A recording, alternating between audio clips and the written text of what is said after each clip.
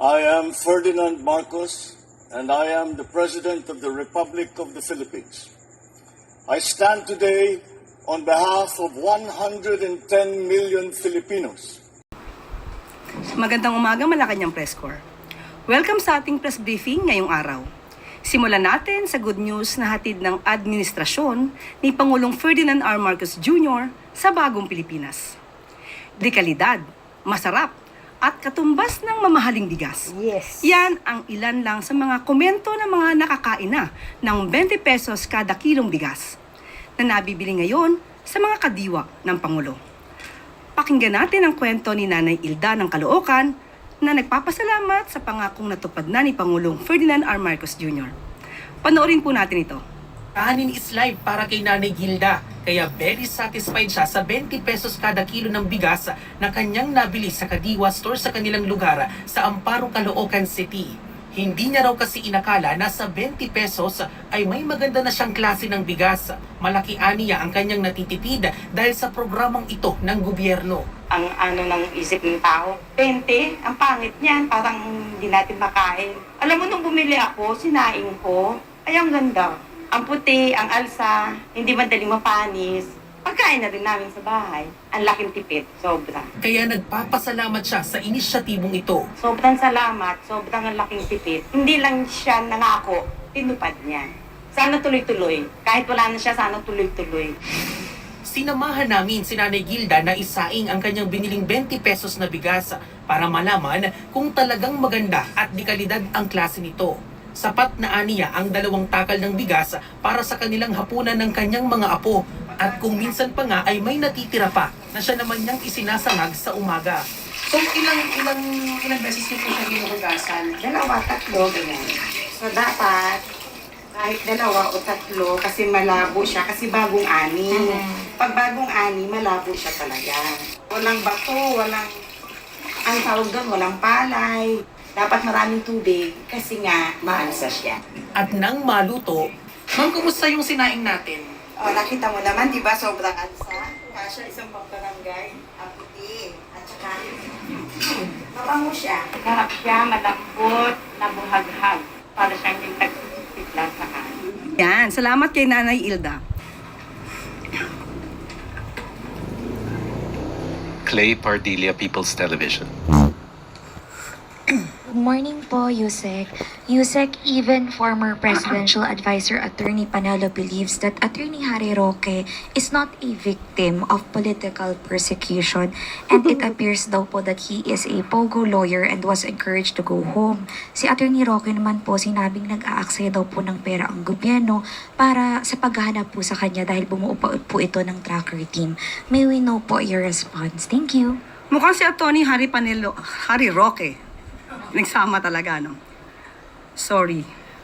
Mukhang si Atty. Harry Roque na lang naman ang naniniwala sa kanyang pananaw na may political persecution. Yes. Ito malamang ay ang pagtatago niya ng kanyang maaaring liability at ang kanyang pagsama-sama sa mga Duterte ay ginagawa niyang panangga para ipatunayan na mayroong political persecution. Pero kahit ang kanyang dating naging kaalyado ay hindi naniniwala sa kanyang mga tinuran. At patungkol sa nag-aaksaya ng oras, ang paghahanap ng isang fugitive ay hindi pag-aaksaya ng oras. Tama. Kung siya ay concerned sa pondo ng bayan, dapat noong pang 2016. Correct! At kung sinasabi nga niya na siya ay concerned sa pondo ng bayan, hindi ba mas maganda kung mag-voluntaryo na siyang umuwi rito para hindi na siya pag-aksaya ng oras at ng pera ng gobyerno? Savage sa DDS. Follow-up, Tristan Nadala, Newswatch. Oh, sa, DDS versus on a DDS. different topic. Tristan, Newswatch Plus. Ay, Yusek, morning po. Yung dun lang po sa reconciliation na nabanggit ni Pangulong Bongbong Marcos sa kanyang podcast. Well, maraming nag-welcome on this offer of the President. Yung ibang political analysts believes that while unity is important, reconciliation should still be grounded on principles like truth, accountability, and respect for institutions. So parang how does Malacanang respond to concern that reconciliation may come at the expense of accountability? Lalo na po, for example, nahaharap din si Vice President Duterte sa impeachment trial. Tandaan po natin, wag po tayo mag-focus na sinasabing open for reconciliation para lamang sa mga Duterte. Maliwanag po ang sinabi ng Pangulo sa lahat ng tao na maaaring hindi kapareho ng kanyang paniniwala o ng prinsipyo o ng polisiya. Mas maganda kung lahat ng tao ay makakasundo niya para po sa taumbayan, para magkaroon na po ng tuloy-tuloy na pagtatrabaho Yun para ang- sa bansa. Yun ang ibig So wag kong nating sabihin. isentro ang open for reconciliation sa mga Duterte. Correct. Hindi po gagawin ng Pangulo na lumabag sa batas para lamang sa isang reconciliation. Yan ang ibig kong Follow up sabihin, lang guys. po, Yusek. Siguro po, no, parang it's an open for all. Pero yung sabi naman po ng mga kaalyado ni dating Pangulong Duterte like Harry Roque and Panelo saying that reconciliation is only possible if the President takes steps to bring former President Rodrigo Duterte back to the country. Ito po ba ay anong response po ng Malacanang dito sa comment nila? Tandaan po natin, hindi po magpapahawak sa liig at hindi po magpapadikta ang Pangulo sa mali. Agree. Hindi po tatalikuran at babaliktarin ng Pangulo ang batas para lamang pagsilibihan ang personal na interes ng iilan. Sabi So, sa tandaan mga po DS, natin, lagi pong sa batas ang Pangulo. Kaibigan o batas? Batas pa rin po ang pipiliin ng Pangulo. Tama. Eden Santos, Net 25.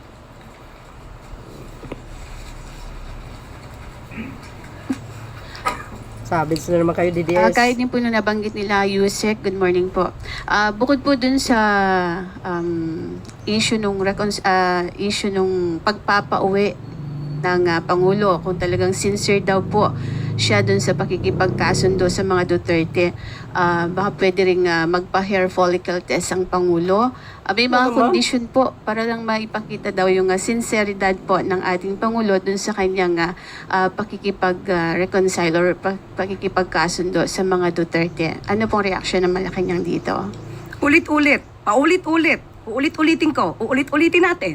Peke, ang video na siyang pinespread or isiniwalat itong si Atty. Harry Roque. Dapat pa natin siyang paliwalaan? Uulit-ulitin ko, paulit-ulit na lamang siya. Ayun. Yusek, follow up lang po. Hindi naman din po batay dun sa video lang yung panawagang magpa-hair follicle test ang Pangulo. Bukod po doon, medyo... Paulit-ulit po ulit? Hindi Hair ba- follicle test po ulit? Ayun po yung ilan sa tingin nyo ba meron silang karapatang magbigay ng kondisyon kapalit nung sinasabi po ng Pangulo natin na Wala. para makipagkasundo? Ang pakikipagkasundo po ay para sa taumbayan, hindi para sa personal na interes ng iba. Tama. Alalahanin po natin, maliwanag, uulit-ulitin ko ang sinabi ng Pangulo, sa lahat ng tao, gusto niya pong makipagkasundo para magkaroon ng stability, magampanan ang dapat magampanan at hindi madiskaril ang trabaho ng gobyerno. Ayaw po niya ng away. Correct. So, ang awayan na to, ang siya nagpapabagal sa trabaho ng gobyerno dahil puro paninira. Tama. Puro fake news na natatanggap ng Pangulo. So, ang pakikipagkasundo sa lahat, hindi lamang para sa mga Duterte, ay tama lang po na gawain ng Pangulo bilang ama ng bansa. Yun. Magsasakripisyo na siya kahit siya na po yung sinisiraan. Kahit siya na po yung binibigyan ng maling kwento at binibigyan at ginagawa ng peke na video. Tama. Yan po ang dapat na gawin talaga ng isang ama ng bansa. The best leader. Salamat po. The best president. PBBM. Follow up, Ivan Mayrina, Ganun GMA dapat. Integrated News. With due respect, Yusek, ang sinasagot po ng Pangulo dun sa reconciliation, diretso po yung tanong, ay tungkol sa mga Duterte. He was responding to a question specifically, reconciliation with the Dutertes. Kaya nga po sinabi niya, opo, kasama ang mga Duterte. Pero wag natin pong isentro sa mga Duterte. Correct. Dahil ang sinabi niyang sumunod ay gusto niya pong makipagkasundo sa lahat ng tao. Ito po yung sinabi niya. Ayaw ko ng gulo, gusto kong makasundo ang lahat ng tao. Mas maganda. So, kung isa pong parte ang pakikipagkasundo sa mga Duterte, maganda po yun.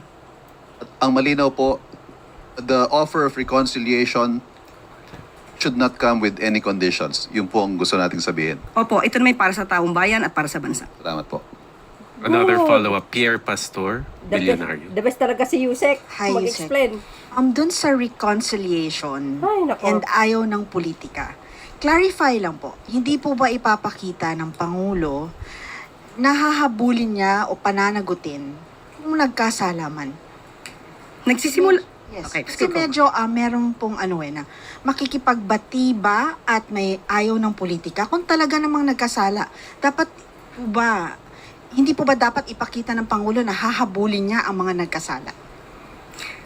Nung sinabi at tinanong siya kung open siya for reconciliation, wala pong nabanggit na hindi niya ipapatupad ng batas. Wala pong nabanggit na magpapatawad siya kung may nagkasala. Correct. So ang reconciliation lamang po ay para hindi na magkaroon ng gulo at para magkaroon nga po ng stability at matupad niya ang kanyang mga pangako sa bayan. Thank you. We have time for one more question. Alvin Baltazar, Radio Pilipinas.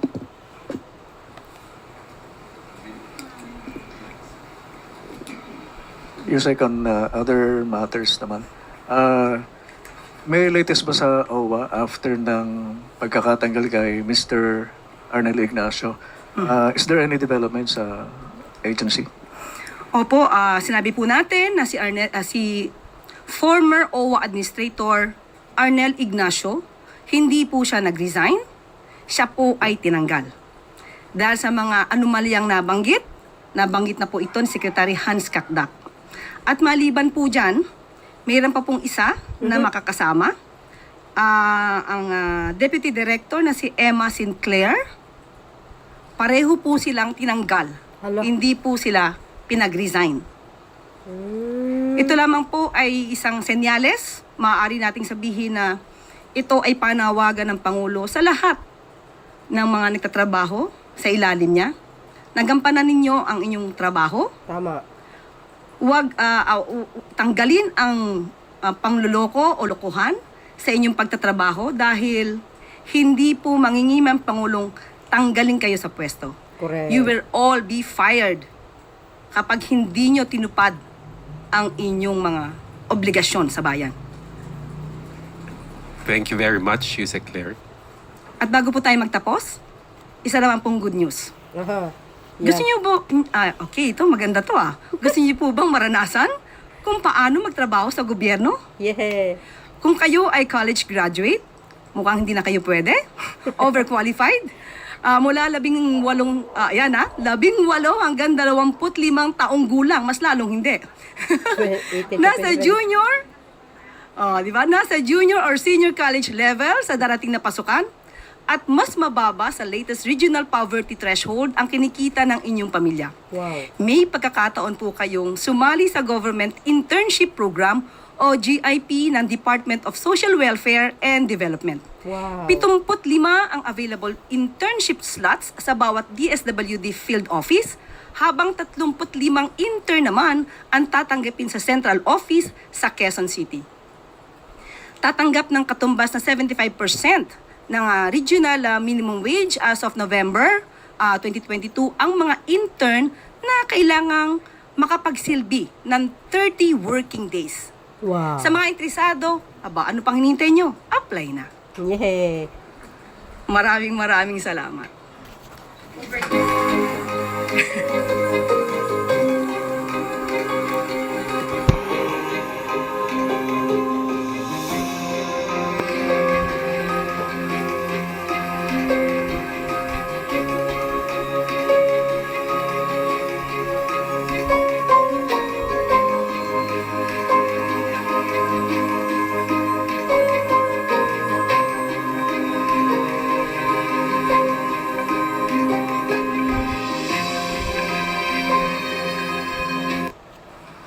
Alam ko po, nalungkot kayo sa mga qualifications na akin nabanggit.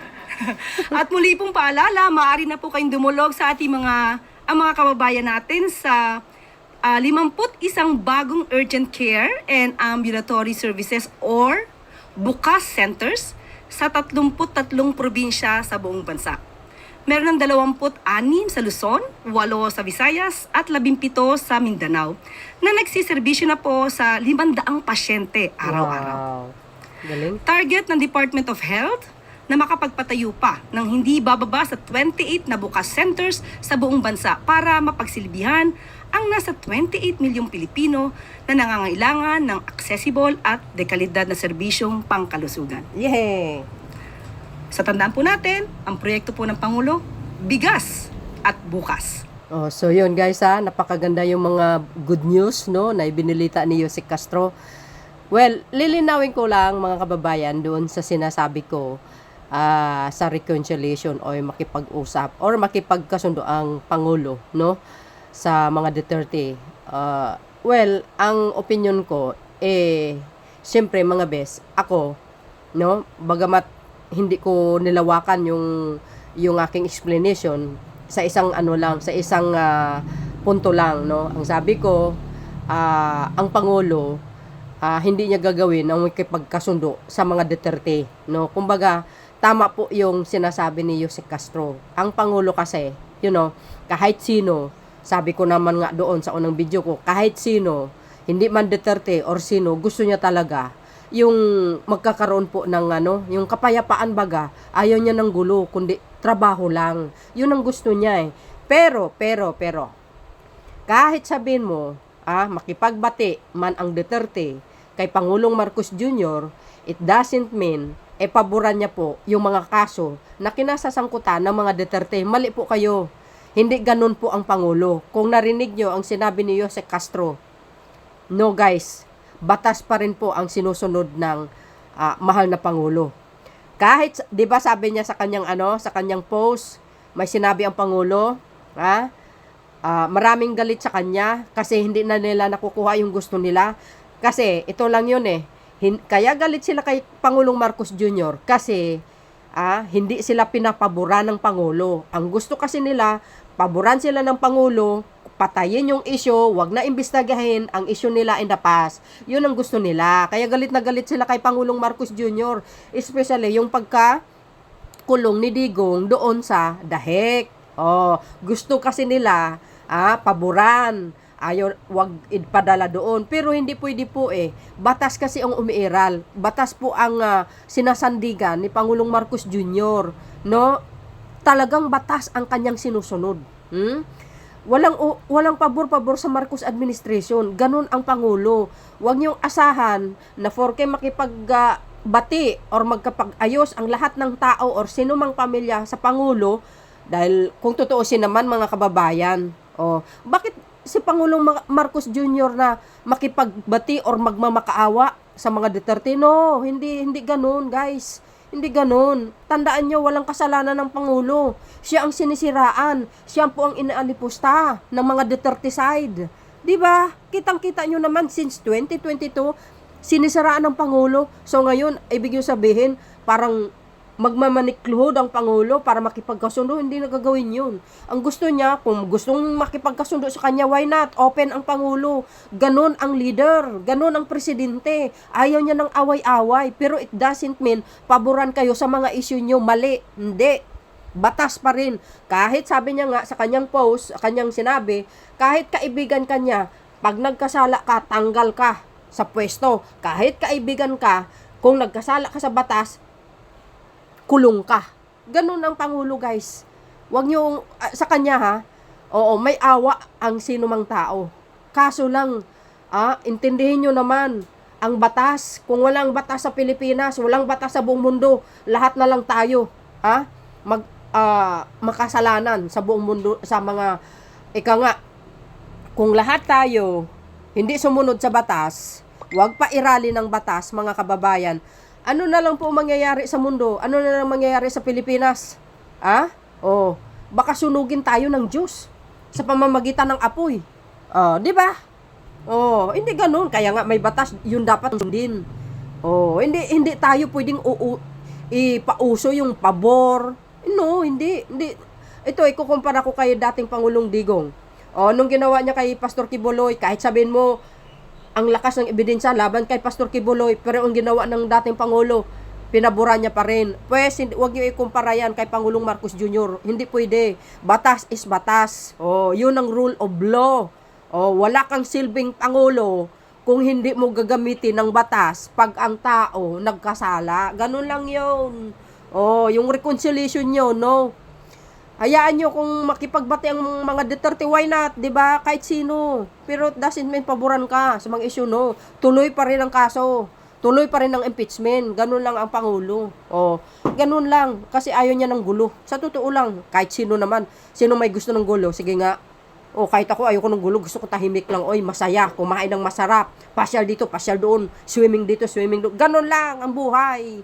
Oh, 'di ba? Iwasan ng inggit. Wala tayong mapapala diyan sa inggit. Ang inggit nakakamatay. Oh, nakakapatay ng tao. Ganun lang po 'yun. So 'yun lang aking paglilinaw dun sa sinasabi ko. So 'yun guys, ang aking pinaka latest updates. Abangan po natin ang mga magagandang proyekto, magagandang programa ng Pangulong Marcos Jr. Spread po lagi natin kung may mga nakikita tayo mga magagandang proyekto para na ma-inform ang taong bayan. Thank you for watching. See you again on my next upload. Bye bye bye and babush. God bless Philippines.